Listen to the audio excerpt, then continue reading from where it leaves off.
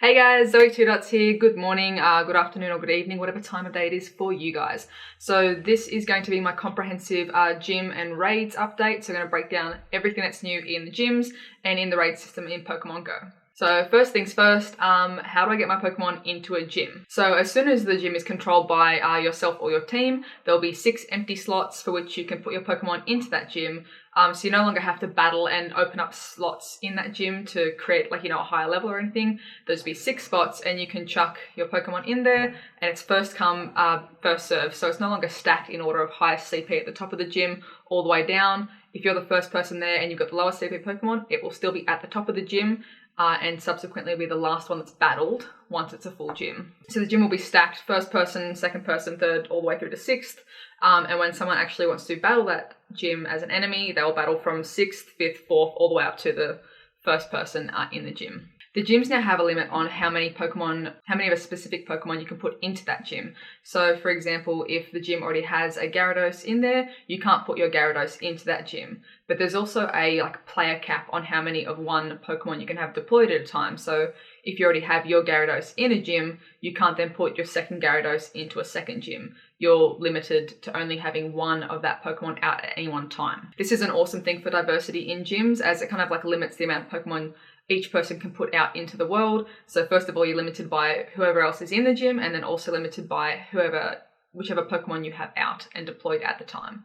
I know there's been a current glitch at the moment which has been allowing people to put one Gyarados in one gym and one in another. I believe this is just a current glitch that's being worked through. Some people reported that their Pokemon just got kicked out of the gym after a while, and that might have been Niantic, flushing out people with multiples in gyms. And there's a new max cap on how many Pokemon you can have deployed in a gym at any one time, and that is 20. So no more people hoarding, 80 spots in a gym. 20 is now the max cap for how many Pokemon you can have assigned to a gym at any one time. So staying in the gym, how do I get my Pokemon to stay in the gym? The new system is based on motivation. So Pokemon get deployed into the gym and have a set amount of motivation once they're placed in there. And that motivation determines how long they will stay in the gym. The motivation meter will decay over time. So approximately 1 CP decay every 15 seconds. There's a lot of different reports on how much is getting lost depending on the size and the CP of the Pokemon. But the average is around 1 CP per 15 seconds. That meter will start to decay and chip away. When the meter reaches 0, your Pokemon is kicked out of the gym. So motivation can be reduced over time by just time decay or by being battled against by an enemy Pokemon. So if someone is battling your Pokemon in a gym, it's going to remove a chunk of motivation and reduce the amount of time that has left in that gym. The person could keep rebattling until they knock your Pokemon out of the gym entirely. So this is where teamwork comes in. So berries are going to be critical for keeping your Pokemon's motivation high and keeping your team's Pokemon in gyms. Feeding your team's Pokemon and your Pokemon berries will boost their motivation and in turn ensure they stay in gyms for a longer period of time or can withstand more battles in the gym. So raspberries, nanap berries and pineapple berries all dish out the same amount of motivation, so you can use any of those, that's fine. If you do use the new item, a golden raspberry, it will boost that Pokemon's motivation by 100% and completely fill that meter.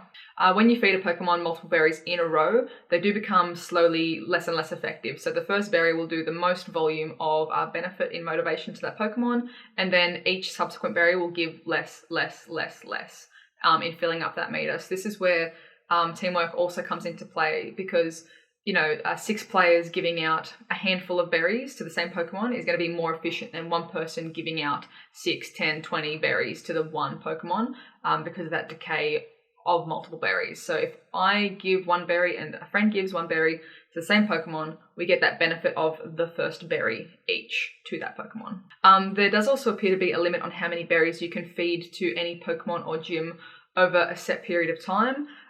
Reports, again, are really mixed on how many you can do. A lot of people reporting, 10 berry maximums and then a cooldown of around an hour. I, for example, I've definitely fed more than 10 berries to a Pokemon, then, received an error saying I can't feed a Pokemon in a gym. Click on the next Pokemon in the gym and I can feed that one berries. So I'm not sure what's going on there because I don't get a descriptive error. It's just the red little error bar there. So there is something to do with the cooldown, but I can't get concrete numbers on that just yet. So stay tuned. So when you feed a Pokemon berries as well, you will be rewarded with 10 badge XP, so 10 XP towards your gym badge, so the Pokemon that's in that gym you're getting a reward towards that gym badge and leveling that gym badge up. You'll receive 20 Stardust, and you'll also get a chance to receive a candy for that Pokemon. So the next portion is getting a Pokemon out of a gym. So battling an enemy Pokemon will reduce its motivation and in turn eventually get it out of a gym. Once that Pokemon's motivation reaches 0, it will be removed from the gym and returned to its trainer. In battling now in the battle menu, you have a chance to jump in with your team, battle one Pokemon. At the end of that first battle, you have the option to leave or to continue battling up the hierarchy through the remaining 5 Pokemon. So this can also be effective if you really just want to get that first Pokemon out of a gym. You can get in, battle it, leave, go back in, battle again, leave until that Pokemon is eliminated. This kind of does help in that if you can eliminate one Pokemon and kind of remove them from that gym stack, then the defending team won't have time to, feed it more berries and keep its motivation up and keep it in the gym. So the battling system is the same as before: swipe to dodge, tap to a quick attack, and hold to charge attack. Not much has changed there, as in nothing has changed there. You can just keep doing the same old thing with tap, swipe, dodge, charge. There's a new search bar as well now for creating your team. So once you get your little 6-stack menu there, you can go into the Pokemon, actually type to search, and you can search by Pokemon's name, Pokemon's nickname, and their type as well. So if you need ice types or water types, you can type in ice, water. It'll pop up Pokemon that are that type. It doesn't guarantee you though that your Pokemon will have that type of move.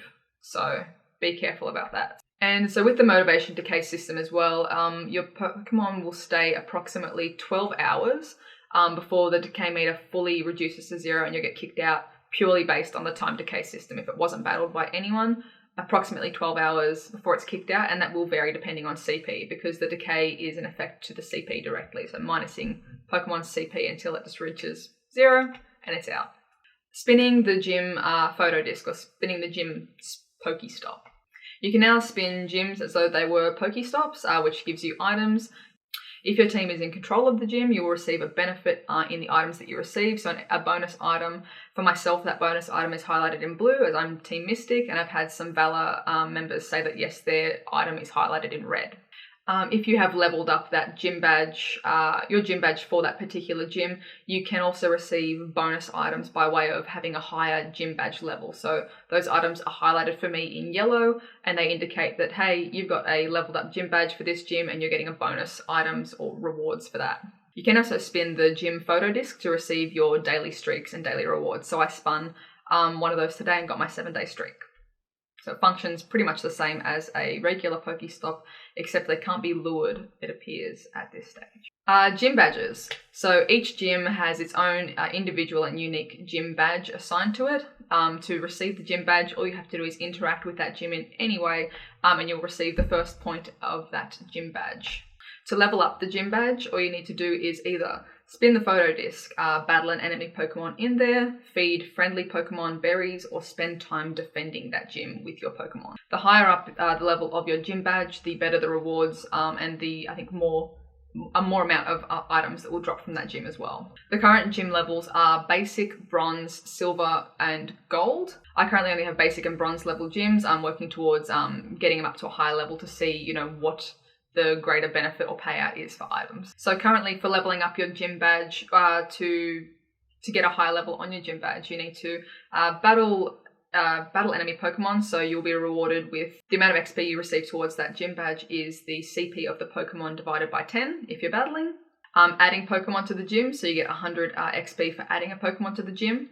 You'll receive 1 badge XP per minute for having defending Pokemon in there. So the longer your Pokemon's defending, the more XP you're accruing over time to level up that gym badge. And giving berries to Pokemon that are in that gym will also level up your gym badge. So you'll get 10 XP per berry that you give to Pokemon in that gym. So there's also a new menu now shown under your little player icon. If you jump into that menu, it will show you your 5 most recent gyms that you've spun or interacted with in some way, and then also click through to a list of every gym you've ever interacted with. This is where your gym badges will be listed and housed. So you can sort this list by name, defending, recent, and points. So you can kind of sift through and see which gym badges you've leveled up the most, which gyms you have Pokemon currently defending in, and you can then see their motivation And within that menu as well, see how much you've contributed to that gym, how many berries you've fed to the gym, how long you've been defending the gym, and how many battles you've had against enemies in that gym. Also within this menu is a little map icon, which takes you to a really strangely pixelated map of the world. And it kind of acts as a gym map worldwide. It can show you any gym you've interacted with around the world, and creates like a little kind of interactive map. It looks incredibly basic at the moment. I don't know if there's going to be upgrades to this map to look more realistic, or to actually kind of give a sense of where in the world you are, other than just when it's zoomed in, just green with dots of gyms everywhere. But it's a pretty cool feature, and hopefully they kind of do a bit more with it to make it a little bit more dynamic. Medals. There are now new medals as well to do with the new GYMS system. So the new medals include Berry Master, which is feeding berries to Pokemon within gyms, the Gym Leader medal for hours defending in a gym, and also the Champion medal for the number of raids you've won and raid bosses you've defeated. So for coins, you'll be rewarded 1 coin for every 10 minutes your Pokemon is in a gym. You'll be rewarded these coins when the Pokemon is kicked out of the gym and returned to you, and there appears to be a cap on 50 coins per day, regardless of how many Pokemon are returned to you in that day. So if you have all your Pokemon come back in one day, unluckily it will still be capped at 50. That's just how it is at the moment. But yeah, that's how the new coin system is working. You'll be rewarded when your Pokemon are kicked out and returned to you. The new list of best defenders. So because we have such a need for a more diverse, I suppose, spread of Pokemon to put into gyms, if you want to chuck 20 Pokemon in a gym, you're going to have 20 unique Pokemon to do so at any one time. So I'll put a link in the description to the current Sylph Road list of top 10 or top defenders. They have a descending list of who is the best.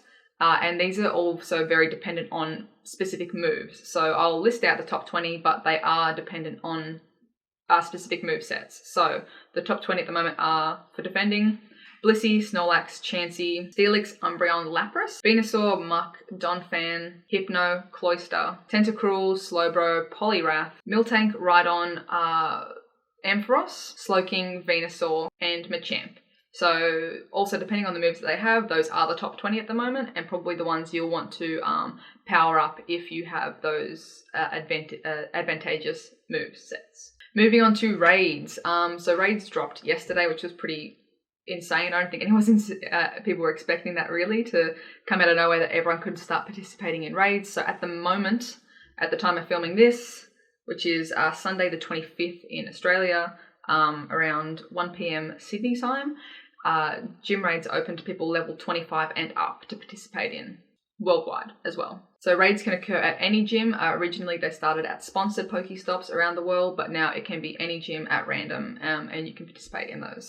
Raids are basically a boss battle against one super strong Pokemon, so that Pokemon will appear in a gym close to you, and teamwork will be necessary to defeat that Pokemon because they're going to be at an enormous CP. These Pokemon will generally have CP up to 10 times the regular size of that Pokemon. So what would normally be, a general Snorlax can be up to 10 times that CP appearing as a raid boss. To locate raids in your area, you can look for gyms with an egg at the top of the gym, or you can also jump down into your nearby tab, swipe across and go to raids, and that will show you a list of raids in your general area. So this is limited to gyms that you can actually see on the peripherals of your map. It will not give you locations to raids that are outside of that or that require travel. You can only see raids in that list for what is in like the parameters of your map if you were to look around. So shown in that tab and above the gym as well is a countdown to when the raid will start. Once the raid has started, the countdown will change to how long the raid has left before that raid boss will disappear. So the raids have 5 levels of difficulty, 1 through to 5. Level 1 and 2 raids will have a pink egg on top of the gym. Level 3 and 4 raids will have a yellow egg on top of the gym, and yellow 5 raids are a legendary or dark type egg, or dark coloured looking egg, which no one has seen yet live in the game. These are most likely going to be for special events or special releases for legendary Pokemon and legendary raids. So currently the reported 1-star raid bosses are Magikarp, Quilava, Bayleaf, and Croconaw. And these are pretty easy to do by yourself if you want to. You can do pretty easily, I'd say, level 1 and 2 raids by yourself if you have strong enough Pokemon and you're feeling confident. The level 2 raids include, at the moment, Magmar, Weezing, Electabuzz, Muck, and Executor. I'm sure there'll be more to be reported in the future, but that's kind of what we've got at the moment. Definitely locked in as level 2 raids. Yeah, you can do these by yourself as well, or with a duo queue, but yeah, taking your strongest Pokemon, best type, and you should be able to do these fine by yourself. 3rd level raids include Arcanine, Flareon, Vaporeon, Jolteon, Gengar, Machamp, Arcanine, and I think that's it for what I've seen of screenshots on Twitter. And the level 4 raid bosses include Charizard, Blastoise, Venusaur, Snorlax, Rhydon, Lapras, and Tyranitar. Blissey is apparently also in that stack, but I haven't seen any screenshots of it myself yet for people having burst that raid boss. So for the level 3 and 4 boss raids, you will need to play as a team. I'm sure if you've got 2 high level players, maybe you can duo queue some of these things, but it's going to be very difficult and way more beneficial to have a group of at least 5 or more people. So to actually battle those gyms, first thing you need to do is to get in range of those gyms. Hopefully there are other people there that are intending to participate in the raid, so the more people the better. And click battle. So you can click the regular battle tab or click to create a private battle group, where you'll create a passcode for a private lobby for you and your friends. If your friends use the same passcode, they can get in and you can just battle with your mates instead of battling as a 20 stack. If you only want to battle with you and your 5 friends, you can do that. Each player group or player lobby will have a limit of 20 trainers at a time. When you're in the lobby as well, there's a really cool feature. You can actually click on the other players the other trainers that are participating and see their stats. So how far they've walked, how many Pokemon they've caught, and how many battles they've won, which is really cool to kind of get to know other trainers in your area a bit better. So before you can hit battle, you will need a raid pass to participate in the battle. You can get a free raid pass once per day by spinning the top of a GYMS photo disc. And you can only hold 1 free pass per day as well. You can purchase additional premium raid passes for 100 Pokecoins from the in-game shop. And there's no limit that I can see at the moment for how many premium passes you can have. The premium pass is a 1-use item though, so it doesn't give you multiple uses for that pass. It's a 1-use, you pop it in, it's gone. We have also noticed there's a lot of kind of speculation around how many free gym passes you could have or use per day. So it appears at the moment you can only hold 1 free raid pass per day. But if you were to pick up a free raid pass on a Monday and you forget to participate in a raid, or you don't want to participate in a raid on that day, hold on to your pass, wait until Tuesday, use that free pass on a raid, battle, win, and then spin again and pick up another free raid pass. And then battle another raid in that day and utilize that second free raid pass. So there is a way that you can get 2 free raids per day if you don't participate in one the day before and still have that free pass from the previous day. Once you're in the lobby, you have exactly 2 minutes to compile your team. So from there you can search for Pokemon that'll be, have a better type advantage against the raid boss you're fighting. If you have 20 plus people fighting the raid boss, it's not going to matter too much if you don't have your premium Pokemon selected for this battle. The 20 people are going to cover it pretty quickly. But if you're in a smaller group, you definitely do want to pick the Pokemon that will be most advantageous against that raid boss. Just pick the best of the best if you've got a smaller group and get in there and fight. We definitely noticed this yesterday when we formed a little random raid group. The first battle had about 15 people participating and it was just done. So instantaneous, really easy. By the end of those couple of hours going around doing some raids, there was maybe 5 or 6 of us and we definitely noticed a difference. It was still completely doable and heaps of time remaining, but there was still a noticeable difference in the effort required to get that raid boss out. So raid battles work exactly the same as regular battles: swipe, tap, and hold for charge moves, so nothing too crazy there. I was getting heaps of lag in the race, so I didn't bother dodging for the most part. I was just spamming my attack, and I only really tried to dodge if I could for the charge type moves, because they're going to do a massive amount of damage, and you won't get a warning flash for the charge type moves from the raid boss. I don't know if that's a glitch at the moment, but it just doesn't happen. So try and keep an eye out for the cues of the little warning text or that Pokemon pausing its movement, as though it's going to do a charge move, and try and get out of the way because it will hurt. And you have exactly 3 minutes as well to beat the raid boss. So go hell for leather, spam those moves, and just work as a team to get that one down. After you defeat the raid boss, you will be rewarded with items. These items include charge TMs, quick TMs, rare candies and revives, and also the new golden raspberries. The charge TMs and quick TMs will allow you to re-roll moves for Pokemon. So if you have a great CP or great IV Pokemon but it's just got garbage moves, the TMs you can use on that Pokemon to re-roll and randomly select a new move for that Pokemon from its move pool. So from other moves that it can learn, it will reselect a new move for that Pokemon. So, you know, if you have a Venusaur and you really wanted Solar Beam, but you just got this garbage move instead, you can try and re-roll using the TM to get Solar Beam. So it is a random chance, but you might get lucky. And, you know, the more raids you do, the more chances you get to pick up TMs and reuse TMs on that Pokemon. The rare candies are great because they work as basically a candy that can be used towards any Pokemon. So if you really need more Blissey candies to power up your little tank, you can use a rare candy towards one of those Pokemon, and it's going to save you 5 kilometers walking. So if it's a 5k buddy, you've just saved 5 kilometers by using the rare candy on that Blissey. You've now got the candy to put towards powering it up or evolving it or whatever you need to do with that rare candy. So that's probably going to be my favorite item from these raids because I walk so much at the moment for candies and it takes forever. So I get really unlucky with my hashes sometimes, so I'm definitely looking forward to more of the rare candies. The golden raspberries as well, they can be used to increase the catch rate by a massive amount to basically increase your chances of catching a Pokemon either in the wild or the raid boss encounters as well. And you can also use them to fully restore 100% motivation to Pokemon that you have defending a gym. I'm probably not going to spend it on Pokemon in a gym unless I'm really desperate or I have heaps of the candies. Heaps of the golden raspberries. I'm probably going to save them for things like Snorlax, Lapras, Blissey, like Pokemon that I really want to catch from a raid boss, or the legendaries as well. So I'll probably hold some in reserve and then have a pool of 5 or 10 that I dish out for additional things. So also at the end of the raid, Premier Balls will be given out, and the amount that you get will be based on how much you participated in the battle as well as a few other things. So as a flat rate, you'll get 5 Premier Balls for defeating the boss, and there'll be extras rewarded for how much damage you contributed to the battle.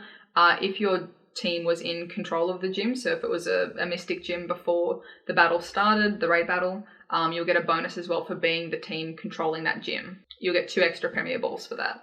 And then as well, you will get a bonus for basically the team that did the most damage will get a bonus 3 Premier Balls, 2 extra Premier Balls if you did the second most damage as a team, and then 1 Premier Ball for being the team that did the least amount of damage. So the more of your friends that you have on the same team as you battling, if you guys can do max damage, you'll get the greater benefit and the larger amount of Premier Balls. Also, if you're in control of the team. So to kind of maximize the Premier Balls, you want to be the team in control, the team that does the most damage, do a great deal of damage yourself individually. So that's kind of going to be the best way to get the most balls to catch the raid Pokemon afterwards. With the Premier Balls as well, they don't last outside of the raid encounter. So, you finish your raid, you beat the boss, you get the chance to catch that raid boss at a regular level. You can't save them. So you might as well, have every attempt to catch them. So if you're like, throwing 5 balls and you're like, maybe I don't really want this Alakazam, I'll just run away, don't do it because you can't keep those 5 balls for later. Just use them all on that Pokemon. It's going to be worth it. So for that raid Pokemon, when you have the chance to catch it, it will be a level 20 Pokemon, which gives it the better chances of having really good IVs. So generally, the better chance of having 80+% IVs. This is the same as like the values for egg Pokemon.